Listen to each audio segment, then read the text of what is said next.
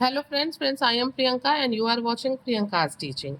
Friends, today I am going to explain you a poem given in the book of class 1 New Oxford Modern English. Friends, the title of the poem is Off to the Zoo by Nicholas Hosberg. Friends, zoo मतलब होता है चिड़ियाघर, ठीक है. It's a place where animals are kept and cared. Okay. Off to का मतलब होता है निकलना, गोइंग टू, तैयार होके जाना कहीं, ठीक है. यानी कि जू के लिए निकलना. आप देख सकते हैं that this poem contains 10 lines and if we will talk about the rhyming words, two rhymes with kangaroo, there with anywhere, fat with hat, see with tree and do with Q. So we can say that the rhyming scheme of the poem is A A B B C C D D and E E. Okay. So friends, before explanation of the poem, I'll read the poem thoroughly. Okay.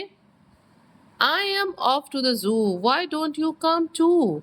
We'll say howdy do to the kangaroo. The white polar bear is sure to be there on an icy stair, not going anywhere. I hope that the bat's not looking too fat and the Bombay cat's not wearing a hat.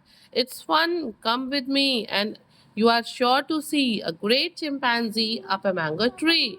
There's lots at the zoo to see and to do, so buckle your shoe and let's join the queue. Okay. See, there are some hard words. Howdy do देखिए लिखा हुआ है. ये जो howdy do है ये एक short and वे है कहने का. क्या? हाउ डू यू डू, ठीक है ना. ये एक शॉर्ट वे है किसी से पूछने का. बॉम्बे कैट, देखिए बॉम्बे कैट एक ऐसी कैट होती है which is very short and it has sleek black fur. ये छोटी सी एक कैट होती है जिसके पास बिल्कुल मुलायम से जो है काले फर होते हैं. And buckle, buckle means to do up a clasp, जूते को बांध लेना, जूते को पहन लेना, उसे बांध लेना. To do up a clasp. Now I am going to explain you the poem line wise, so please be with me and let's start. I am off to the zoo, why don't you come too. यहाँ पे जो poet है वो कहते हैं कि मैं तैयार होके चिड़ियाघर जा रहा हूँ, तुम भी मेरे साथ क्यों नहीं चलते.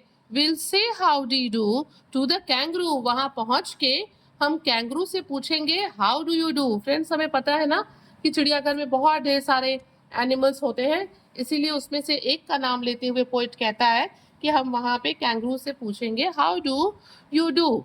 The white polar bear is sure to be there on an icy stair, not going anywhere.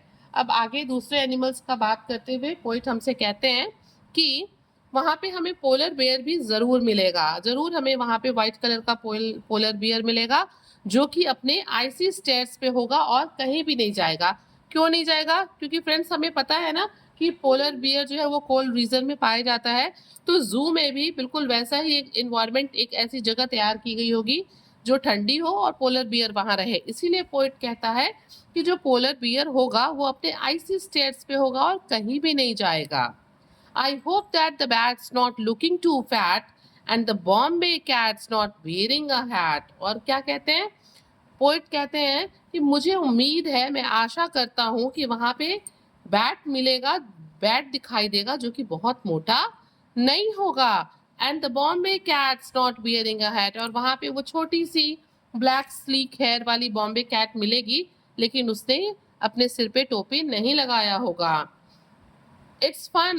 Come with me and you are sure to see a great chimpanzee up a mango tree. और वो जिसको अपने साथ ले जाना चाहते हैं उसको मोटिवेट करते हुए कहते हैं it's fun, come with me. मतलब हम वहाँ मस्ती करेंगे, बहुत मजा आएगा, चलो वहाँ चलते हैं, मेरे साथ चलो. And you are sure to see a great chimpanzee up a mango tree.